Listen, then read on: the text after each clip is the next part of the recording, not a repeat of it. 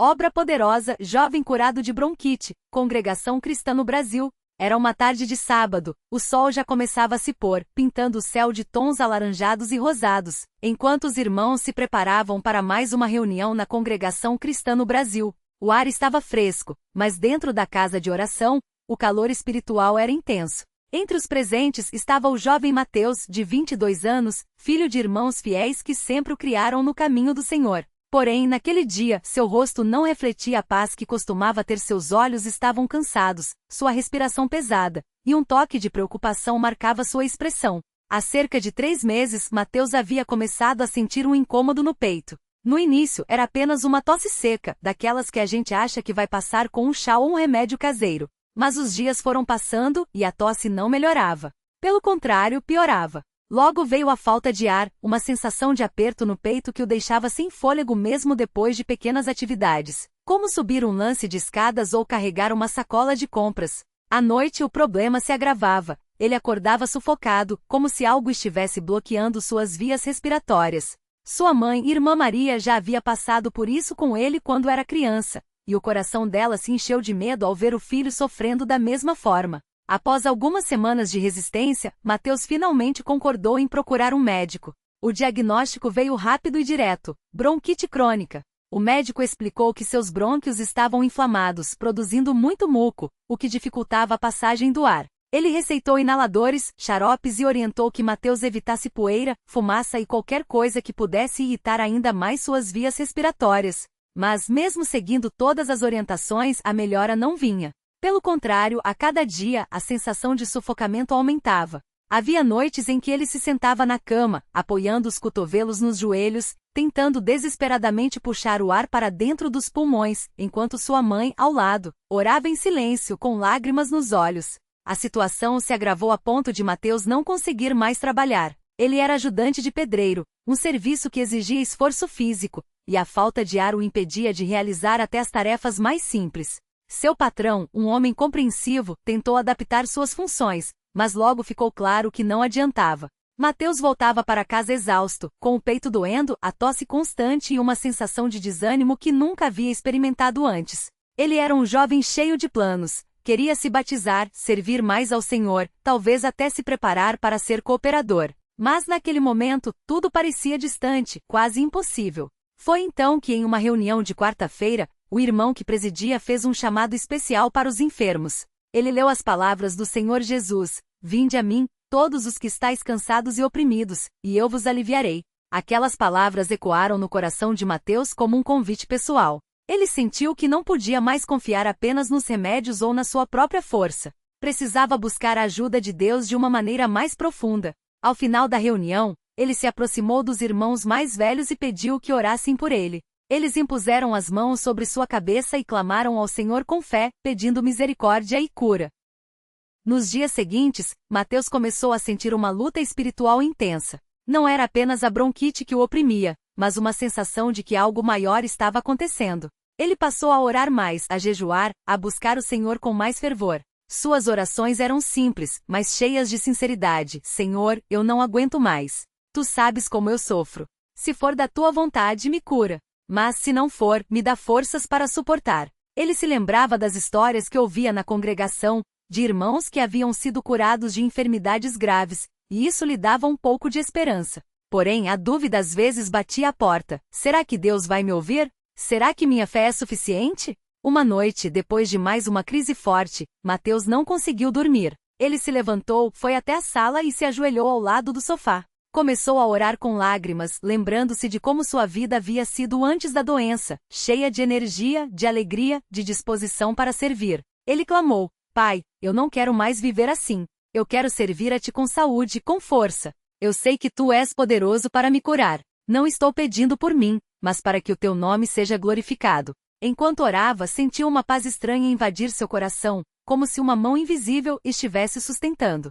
No domingo seguinte, a congregação estava cheia. O irmão que presidia falou sobre a fé e como Deus ouve as orações dos seus filhos. No final, ele fez um chamado para que todos os que estavam passando por provações se levantassem para serem ungidos com óleo e receberem oração. Mateus não hesitou. Ele se levantou, tremendo por dentro, mas com uma certeza de que aquele era o momento. Os irmãos o cercaram, ungiram sua testa com óleo e começaram a orar. Alguns clamavam em voz alta, outros choravam, todos com as mãos levantadas, suplicando a misericórdia de Deus. Mateus fechou os olhos e sentiu as mãos dos irmãos sobre seus ombros. De repente, uma sensação quente percorreu seu peito, como se algo estivesse se soltando de dentro dele. Ele sentiu um alívio imediato, como se um peso tivesse sido tirado de suas costas. Sua respiração, que antes era curta e difícil, começou a fluir com mais facilidade. Ele abriu os olhos, surpreso, e percebeu que conseguia respirar fundo sem dor, sem aperto. Os irmãos ao seu redor notaram a mudança e começaram a louvar a Deus com mais intensidade. Um deles exclamou: "Glória a Deus! O Senhor está operando aqui." Nos dias que se seguiram, Mateus percebeu que a tosse havia diminuído consideravelmente. Ele ainda sentia um pouco de incômodo, mas nada comparado ao que era antes. Sua mãe, que o observava com cuidado, notou que ele estava mais disposto, mais animado. Uma semana depois, ele voltou ao médico para um acompanhamento. O médico, surpreso, ouviu seus pulmões e disse: "Não estou ouvindo mais chiado. Sua respiração está limpa. Continue com os cuidados, mas parece que você está curado." Mateus sorriu e agradeceu, mas em seu coração, ele sabia que não era apenas o remédio que havia operado aquela mudança. Ele voltou para casa e contou tudo para sua família. Sua mãe, emocionada, abraçou-o forte e disse: "Filho, eu sabia que Deus não ia nos abandonar. Ele ouviu nossas orações." Naquela noite, antes de dormir, Mateus se ajoelhou novamente e agradeceu ao Senhor com lágrimas de gratidão. Ele se lembrava de como havia sido difícil, de como havia duvidado em alguns momentos, mas agora via claramente a mão de Deus em tudo aquilo. Não era uma cura instantânea como algumas que ele já havia ouvido falar, mas era uma obra poderosa, um milagre que veio no tempo certo, da maneira certa. No domingo seguinte, Mateus estava de pé, firme na congregação. Ele pediu a palavra e, com voz emocionada, deu o seu testemunho. Contou sobre a luta, sobre as noites de dor, sobre as orações e sobre a certeza de que Deus havia o curado. Os irmãos ouviram atentamente, alguns chorando, outros louvando a Deus em voz baixa. Quando ele terminou, o irmão que presidia se levantou e disse: "Irmãos, isto é uma prova de que Deus ainda opera hoje. Ele ouve nossas orações e age em nosso favor. Que este testemunho fortaleça a fé de todos nós." Nos meses que se seguiram, Mateus recuperou totalmente sua saúde. Voltou a trabalhar, a ajudar em casa, a participar ativamente das reuniões. Sua bronquite não voltou, e ele não precisou mais dos remédios. Mas o mais importante foi a mudança em seu coração. Ele se tornou mais grato, mais humilde e mais disposto a servir. Entendeu que a prova pela qual passou não foi em vão, mas para que ele pudesse crescer na fé e testemunhar do poder de Deus. Hoje, sempre que Mateus tem a oportunidade, ele conta sua história para outros irmãos que estão passando por lutas. Ele diz: "Não desanimem. Deus não nos abandona. Ele sabe o que é melhor para nós e no tempo certo, ele age."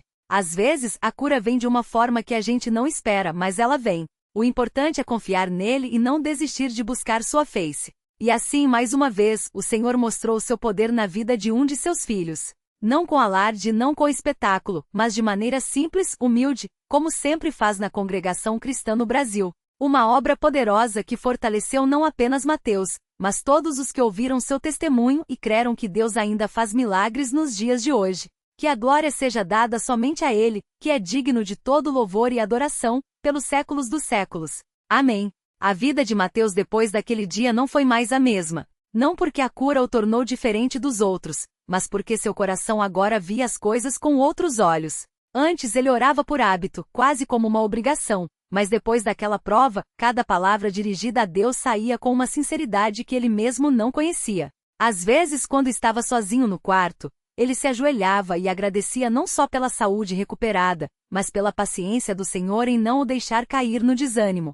"Senhor, eu não merecia tua misericórdia, mas tu me sustentaste. Obrigado por não me deixar afundar na dúvida", dizia ele, com lágrimas nos olhos. As reuniões na congregação passaram a ter um significado ainda mais profundo para ele. Antes, ele ia porque era o certo a fazer, mas agora cada hino, cada oração, cada palavra lida da Bíblia parecia dirigida pessoalmente a ele. Quando os irmãos cantavam "Confia no Senhor, Ele é teu pastor", Mateus sentia como se aquelas palavras tivessem sido escritas só para ele naquele momento difícil. E quando ouvia o irmão presidindo dizer "Deus não muda, Ele é o mesmo ontem, hoje e eternamente", seu coração se enchia de uma certeza que nenhuma medicina poderia dar. Um domingo depois da reunião, o irmão mais velho se aproximou dele e disse: Mateus, eu vi você orando ali no canto, com a cabeça baixa. Parecia que você estava falando com Deus como quem fala com um amigo. Mateus sorriu e respondeu: É assim que eu me sinto agora, irmão. Antes eu orava como quem manda uma carta e não sabe se vai chegar. Hoje eu sinto que ele está bem ali, ouvindo cada palavra. O irmão então colocou a mão em seu ombro e disse: Isso é crescimento, meu filho. Quando a gente passa pelo fogo e sente a mão de Deus nos segurando, a fé fica diferente. Não é mais teoria, é experiência. E foi justamente essa experiência que Mateus começou a compartilhar com outros. Não de forma ostentosa, mas quando via alguém desanimado, ele se aproximava com humildade. Uma vez uma irmã jovem, chamada Ana, estava chorando no fundo da sala depois da reunião. Ela sofria com dores de cabeça constantes e os médicos não encontravam a causa. Mateus sentou-se ao seu lado e disse: Irmã, eu também já passei por algo que parecia não ter solução. Mas Deus sabe o que faz. Às vezes a gente acha que Ele está demorando, mas é porque Ele está preparando algo melhor do que a gente pede. Ana enxugou as lágrimas e perguntou: Mas e se a cura não vier? Mateus respondeu com calma: Se não vier da forma que a gente quer, vai vir da forma que a gente precisa. O importante é não soltar a mão dele. Dias depois, Ana procurou Mateus para contar que as dores tinham diminuído. Não sumiram de uma vez, mas ela sentia uma paz que não tinha antes. Eu comecei a orar como você falou, não só pedindo, mas agradecendo pelo que ele já fez, disse ela. Mateus sorriu e lembrou-se de como, no auge da sua bronquite, um irmão lhe dissera: a gratidão abre portas que o desespero fecha. Naquela época, ele não entendia bem, mas agora via a verdade naquela palavra. A família de Mateus também notou a mudança. Sua mãe, que sempre foi uma mulher de muita oração, certa vez lhe disse: Filho, você mudou. Não é só a saúde, é o jeito como você trata as pessoas, como você fala de Deus. Parece que você enxerga coisas que a gente não vê. Mateus abraçou-a e respondeu: Mãe, eu só aprendi que Deus não nos tira das provas para nos poupar, mas nos sustenta nelas para nos fortificar. Se Ele me curou, não foi só para eu ficar bem, mas para eu poder dizer aos outros: Não tenham medo, Ele está no controle. Ponto. E assim, Mateus começou a entender que a cura não era só para ele. Era uma semente que Deus plantara para que outros também pudessem colher frutos. Em uma reunião de oração, um irmão idoso que sofria com problemas nas pernas pediu que orassem por ele. Mateus se ajoelhou ao seu lado e orou com uma fé que não vinha de si mesmo, mas da certeza de que Deus ouve. Não houve um milagre instantâneo, mas nas semanas seguintes, aquele irmão começou a sentir alívio. Não sei explicar, mas depois que você orou, senti uma força diferente, disse ele a Mateus. E Mateus humildemente respondeu: Não fui eu, irmão. Foi Deus usando até a minha fraqueza para mostrar seu poder. Às vezes, Mateus pensava em como seria sua vida se não tivesse passado por aquela prova. Talvez continuasse indo às reuniões por obrigação, sem a profundidade que agora tinha. Talvez não tivesse aprendido a valorizar cada respiração, cada dia de saúde, cada momento em que podia servir. Uma vez, enquanto ajudava a arrumar as cadeiras depois da reunião, o irmão mais novo lhe perguntou: Mateus, como a gente sabe que Deus está ouvindo a gente? Ele parou, olhou para o jovem e disse: Você já sentiu aquele aperto no coração quando está orando, e de repente vem uma paz que não é sua? Isso é Deus respondendo. Não é sempre com palavras, às vezes é com uma certeza que a gente não pode explicar, mas sabe que é Ele. Com o tempo, Mateus passou a ser um daqueles irmãos em quem os mais novos buscavam conselho. Não porque ele fosse perfeito, mas porque sua vida mostrava que Deus age naqueles que confiam nele. Ele nunca esqueceu a noite em que, no auge da dor, sentiu que não aguentaria mais. Naquele momento, uma voz interior lhe disse: Confia em mim, mesmo que não vejas o caminho. Hoje ele entende que aquela voz não foi imaginação, mas o Espírito de Deus falando ao seu coração.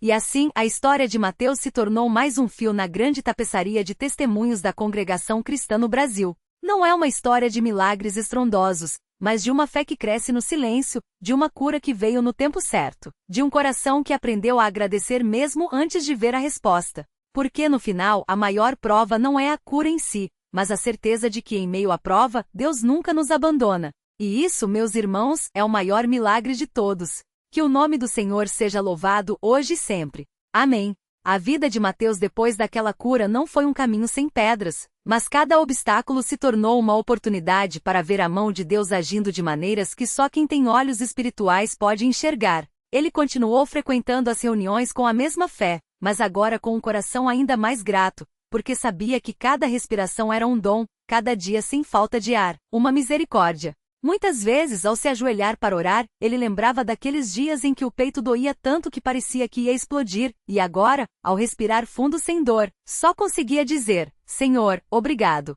O Senhor é bom. Um domingo depois da reunião da manhã, um jovem chamado Lucas se aproximou dele com o rosto marcado pela preocupação. Irmão Mateus, o senhor pode orar por mim?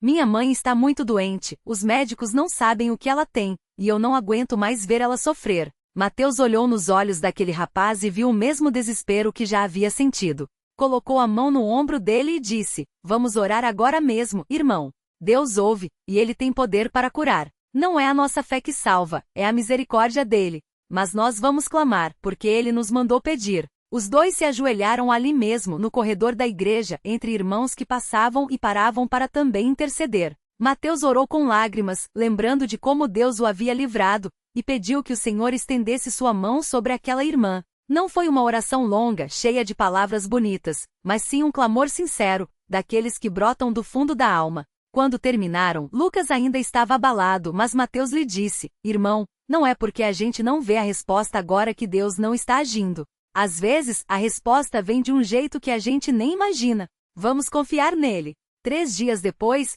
Lucas chegou na reunião com o rosto iluminado. Irmão Mateus, minha mãe melhorou. Os médicos não entendem, disseram que os exames estão normais, que deve ter sido uma crise passageira. Mas eu sei que foi Deus. Ela até pediu para vir na reunião hoje.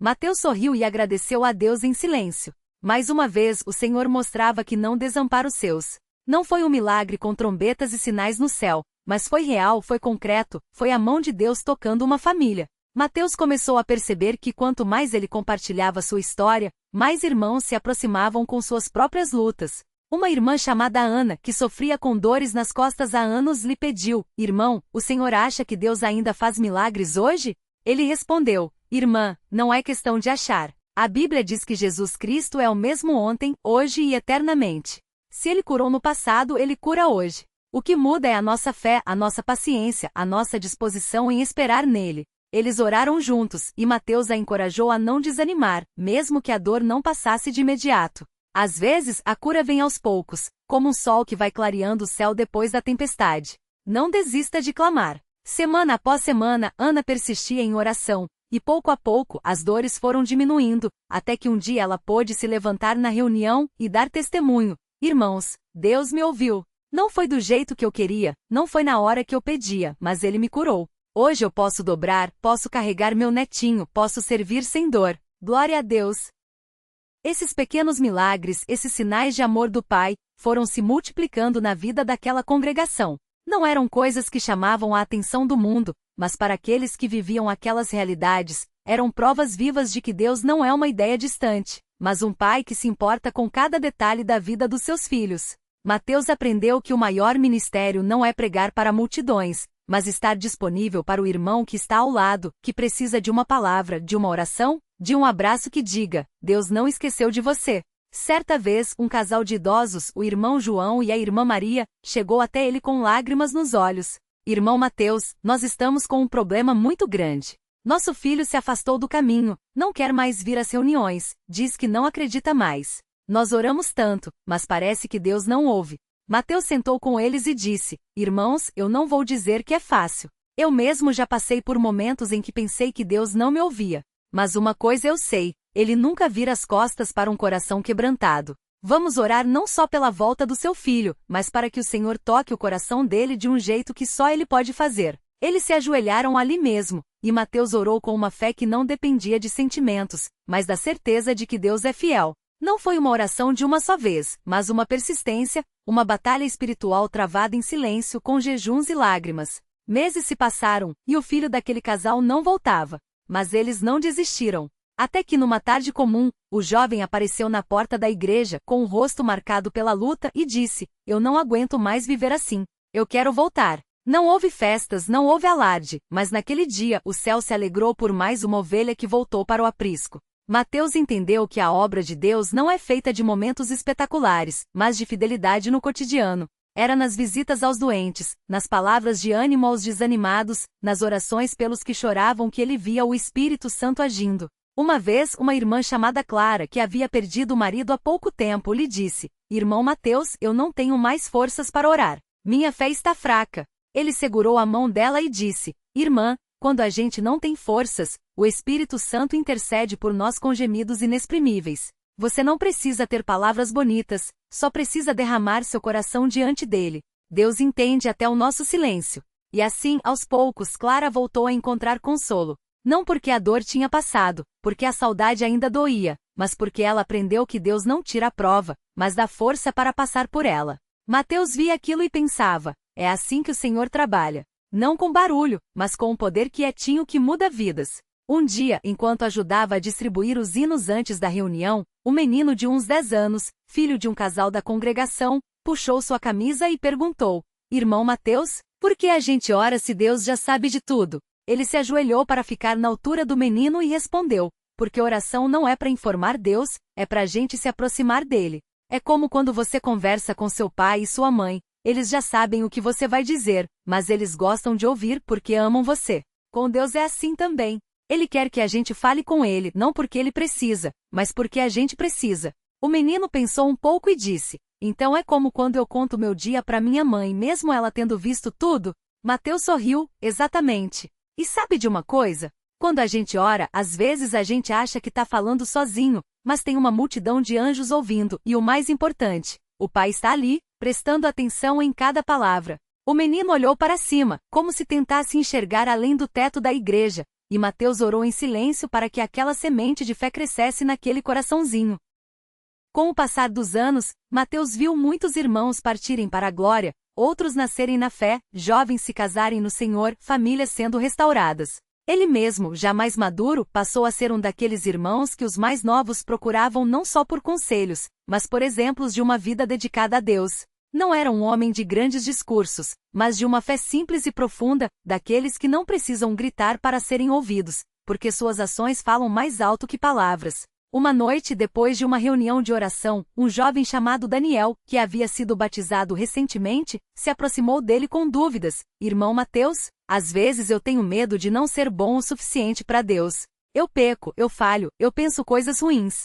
Mateus interrompeu com um sorriso. Irmão, se a gente tivesse que ser perfeito para servir a Deus, ninguém aqui estaria. A diferença não é que a gente não peça, é que a gente tem um advogado, Jesus Cristo, que limpa nossos pecados quando a gente se arrepende. Deus não nos ama porque a gente é bom, Ele nos ama porque Ele é bom. E é por isso que a gente pode vir a Ele como está. Daniel suspirou aliviado, como se um peso tivesse saído de suas costas. Então não precisa ter medo? Mateus balançou a cabeça, não precisa. O medo não vem de Deus. O que vem dele é paz, ainda que a gente não entenda tudo. Às vezes a gente cai, mas a mão dele está sempre estendida para nos levantar. O importante é não ficar caído. Eles oraram juntos e Daniel saiu dali com um brilho nos olhos que só quem encontra a graça conhece. Mateus também aprendeu que a gratidão é o perfume que agrada a Deus. Não era só nos grandes milagres que ele louvava, mas nas pequenas coisas, no café da manhã em família, no abraço de um irmão, no canto dos pássaros de manhã cedo.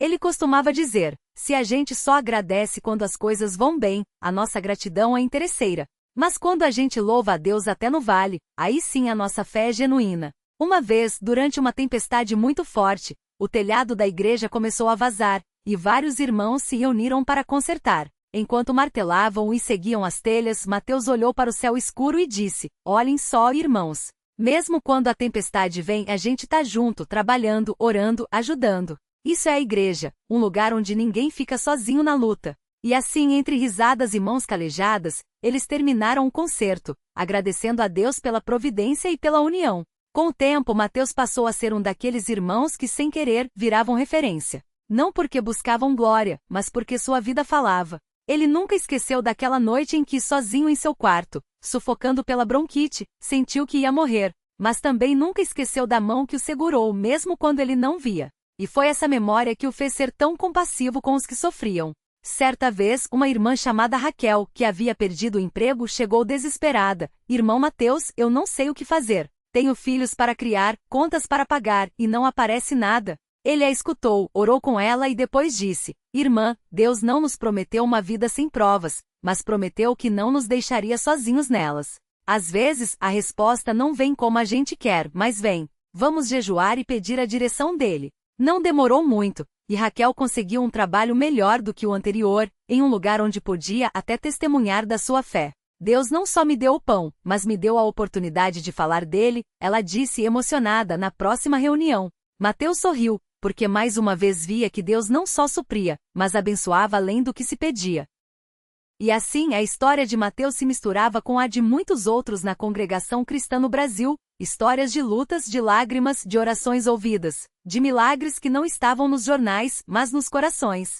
Não eram histórias de homens perfeitos, mas de um Deus perfeito que usa vasos de barro para mostrar o seu poder. Porque no final a maior prova não é a ausência de problemas, mas a presença de Deus em meio a eles. E isso, irmãos, é o que faz a obra ser poderosa, não os sinais externos, mas a certeza interna de que em Cristo somos mais que vencedores. Que o nome do Senhor seja louvado hoje e sempre. Amém.